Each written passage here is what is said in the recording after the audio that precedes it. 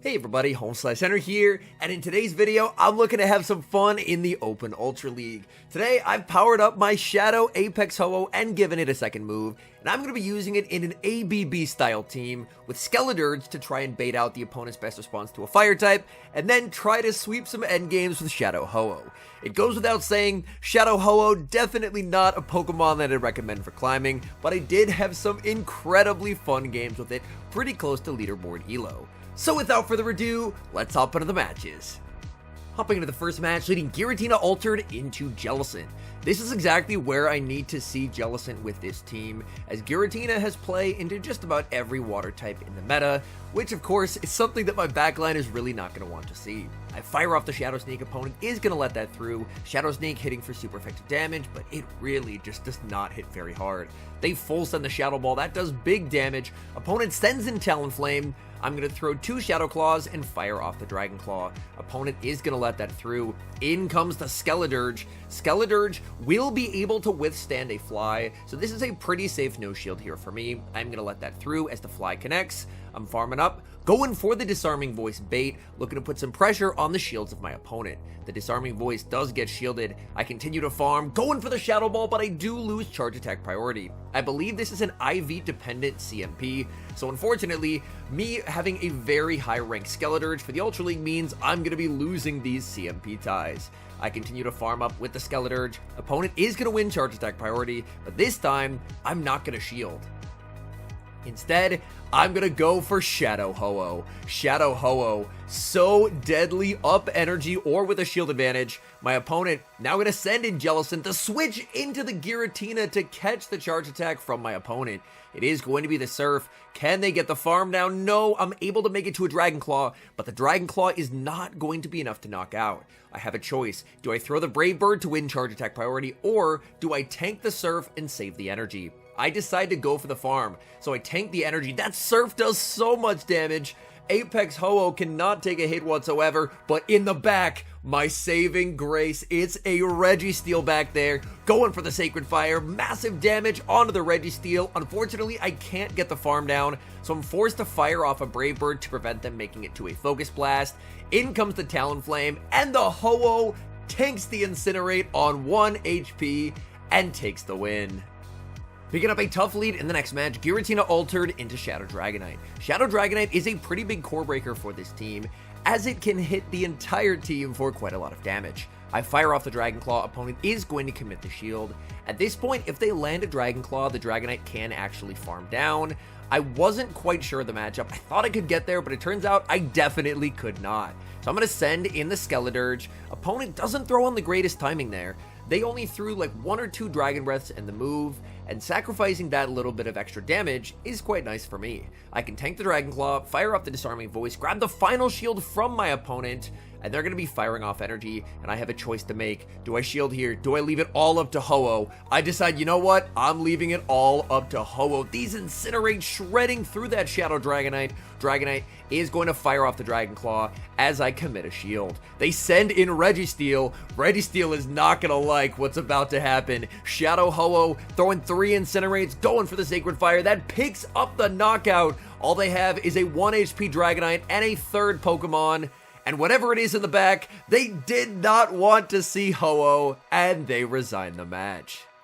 Moving into the next match, leading Giratina Altered into Galarian Stunfisk. Galarian Stunfisk takes super effective damage from fire, but it's also dealing super effective damage from fire. In this case, I'm definitely going to be staying in here with the Giratina, trying to get it as low as I possibly can, and then hoping that that is their only response to fire types. My opponent is going to fire off the Earthquake. This matchup does get a lot better for Giratina now that Earthquake has been nerfed, as Galarian Stunfisk just doesn't really have the damage output that it used to. Another Shadow Sneak is going to connect. Speaking of damage output, Giratina just does not hit hard at all, but it has the bulk to more than make up for it. Giratina continuing to farm, going for the Shadow Sneak on charge attack priority. This means the opponent is not going to be able to overfarm, and without residual energy, I'm just going to be able to get a very nice Incinerate farm down here with the Skeledirge. So I send in the Skeledirge, opponent throws a Mud Shot, they send in Golisopod, and oh no, this is not looking good for me, as they have a Water type in the back. Granted, it's a Water Bug type, so it is going to be taking neutral damage from the Fire type attacks. I think at this point, I just have to sacrifice the Skeledirge. Opponent baits with an Aerial Ace, and suddenly, win cons are opening up here. I'm gonna no shield again. It's another Aerial Ace. The Skeledirge, the high rank, ended up being to my detriment earlier when I lost charge attack priority to a Talonflame, but this time it allows me to survive. In the back, it's an Annihilate. And Annihilate versus Shadow Ho-Oh. Shadow Ho-Oh up a shield in a terrific position. The Apex Ho-Oh has to be one of the best looking Pokemon in the entire Go Battle League. I get the debuff with the Sacred Fire, but I'm shielding either way. They go for the Shadow Ball, farm up, and then I end up waiting just a little bit there to make sure that I see the third counter start. So that way, if they're in the middle of the counter, they're not going to be able to catch. In comes the Stunfisk, and they're going to resign the match. Moving into the next match, going up against a fellow content creator, FP Sticks, picking up a bit of an awkward lead. Giratina into Trevenant, a save switch into the Skeledirge. Opponent is going to stay in here with the Trevenant, build up to the Shadow Ball, and I'm going to respect it with a shield. Opponent now going to send in Ampharos. I'm farming up to the back-to-back charge attacks. Neither one is going to be enough to knock out. The Disarming Voice bait gets called. I try going for another, but I lose charge attack priority. So I have really not played this well so far. I'm going to send in the Giratina. Giratina will be able to absorb a Brutal Swing, and then I'm just going to look for a full farm down. This is going to be close. Are they going to be able to make it to their next move? Barely not. The perfect farm down for Giratina. I leave with a ton of energy to threaten the Trevenant, which has already taken 3 Incinerates worth of damage. Back in comes the Trevenant, and Trevenant is not going to appreciate the Shadow Sneak here. The Shadow Sneak is going to connect in the back. I didn't quite see what came in there, but it looked like by typing that it's going to be a Poliwrath. This is not what I'm hoping to see whatsoever, as Poliwrath up a shield just cleanly beats me here. I'm going for Dragon Claw after Dragon Claw in this matchup. I don't end up getting a Shadow Claw through there, which is really unfortunate as they went for the Icy Wind. I continue to farm up with the Giratina, firing off Dragon Claw after Dragon Claw. My opponent, they had to start shielding at some point, but they still don't shield. And suddenly, maybe there's an out here. Maybe there's an out. If I can Incinerate down with the Ho-Oh, Ho-Oh looking for the Incinerate farm down, but I just can't get there. And I have to think, if I got that Shadow Claw through and wasn't denied, would that have been enough?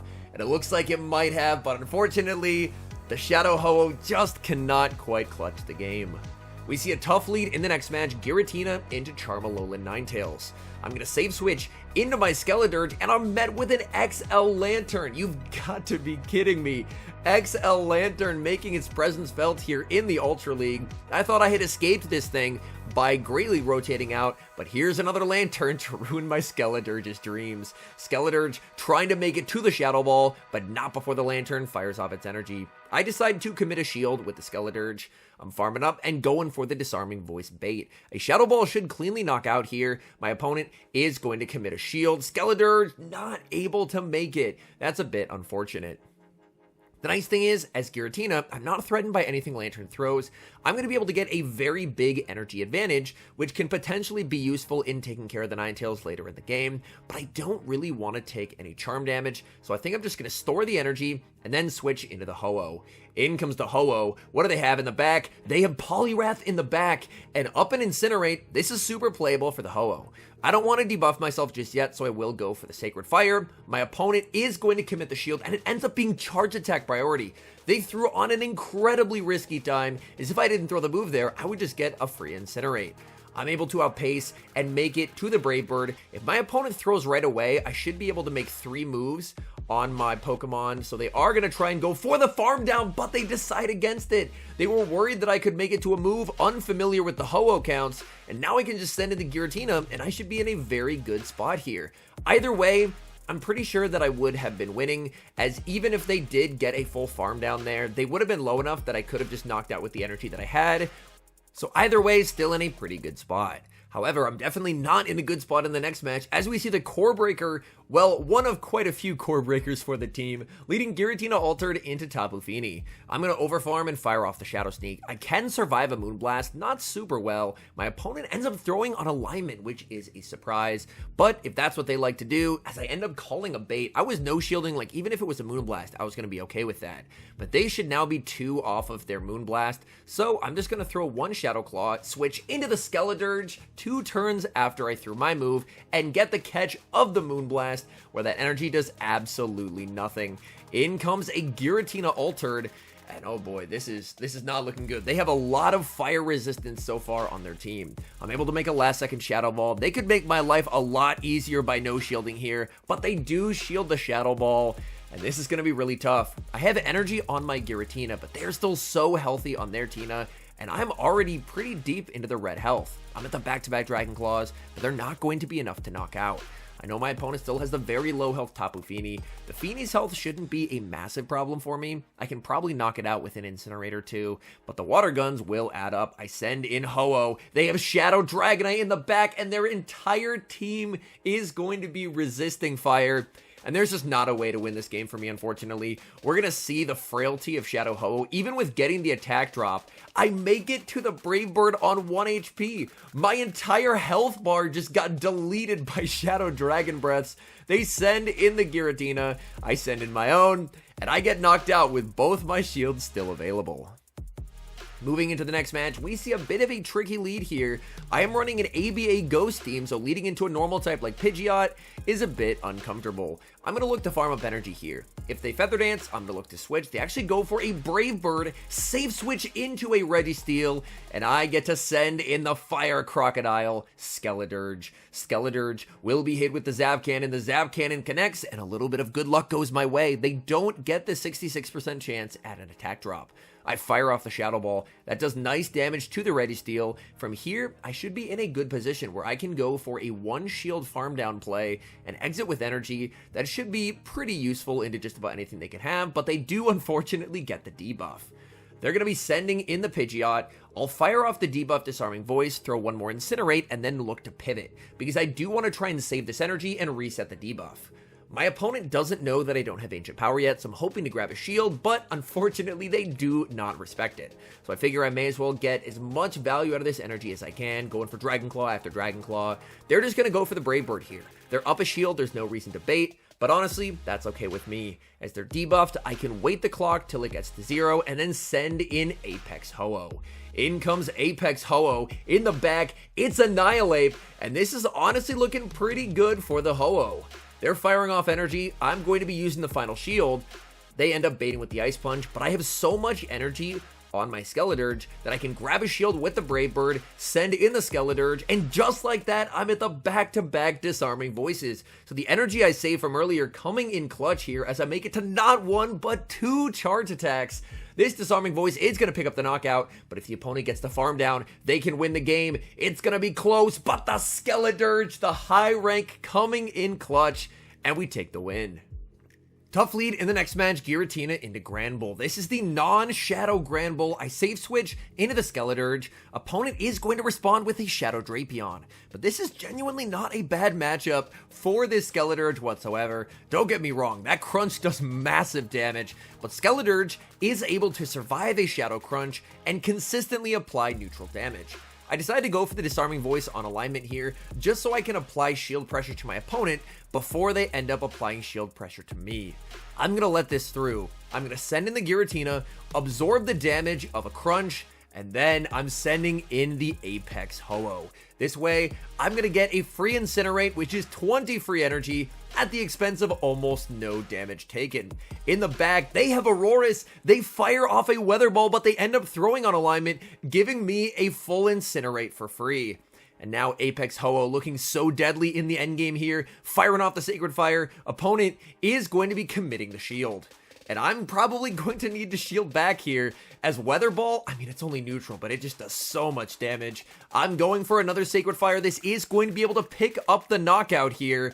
And is the opponent going to be sending in the Grand Bull now? Grand Bull, not too close to a charge attack. They send in the Grand Bull, farming up with the Ho-Oh, making it to the Sacred Fire, but they get the catch. This is still winnable. I have a move loaded on the Tina, so I just switch into the Tina, go for the Shadow Sneak, but unfortunately for me, when I switch, it threw a Shadow Claw, and that causes me to lose charge attack priority instead of just going for the move right away. So, such a close game, but unfortunately not able to get the win. Hopping into the final match, leading Giratina into Cresselia. I save switch into the Skeledirge when they make it to a Moonblast, hoping to try and get a catch, but my opponent not gonna fall for that. They show great patience, sending in the Swampert. I do survive a Hydro here, but even if it's the Earthquake, that's fine by me. They do go for the Earthquake. Earthquake will pick up the knockout, and now I can send in the Giratina. Giratina, I don't really want to take an Earthquake from the Swampert, so I decide may as well farm up and just go for Dragon Claw to pick up the knockout. The Dragon Claw will pick up the KO. In comes the Cresselia. That looked a little odd there. I was trying to throw my charge attack. They end up going for the Moonblast, and I don't think I got a Shadow Claw through there, and I don't think it was CMP, so I'm not quite sure what happened there. The game was definitely stuttering quite a bit during these battles. I'm farming up, and I'm firing off the Shadow Sneak, and there it looked like my opponent's game actually stuttered for a little bit as well. So the Shadow Sneak is going to connect. I continue to farm. Opponent waits a turn to try and avoid a catch, but they accidentally wait 2 turns, so I get an extra fast attack for free. I'm farming up here, and it looks like that was charge attack priority. Shadow Sneak to the Moonblast, and this is perfect. They aren't able to overfarm now because they're stuck throwing this charge attack, and I can just try and win the game with Apex Ho-Oh. In the back, it's Talonflame. I make a huge mistake by not going for the Brave Bird first, but they don't go for the Fly. When they throw the Fly is so important there. Since they switched, they were 1 turn behind my Ho-Oh. So if I throw first, they don't get an Incinerate Sneak. But since they didn't throw the Fly right away, I was able to throw first. They don't get the full sneak, and that allows me to catch up in terms of energy, whereas I needed 6 Incinerates of energy to get the charge attacks that I needed. They only needed 5, but since they didn't throw first, they don't take advantage of the small win con that I gave them, and I'm able to take the win. And now to the results. I played the team over the course of 3 sets and went 7-8, pretty close to leaderboard elo. So all in all, considering I was running a Shadow Apex Ho in the Ultra League, I'm pretty happy with how the results ended up. There were a game or two that I think I definitely could have won if I played better, or if like the game worked as intended, but either way, winning about as many as I lost running a pretty spicy Pokemon, I am overall pretty happy with. And Apex Ho-Oh, I mentioned at the start, definitely not a Pokemon that I'd recommend for climbing, but man, it was really fun to get to use. Anyways, thank you guys so much for watching. If you're enjoying the content, make sure to leave a like and subscribe to the channel if you haven't. And a special thank you as always to our members here on YouTube. The support guys provide is sincerely appreciated. So thank you guys oh so very much. And until next time, I've been HomeSliceHenry.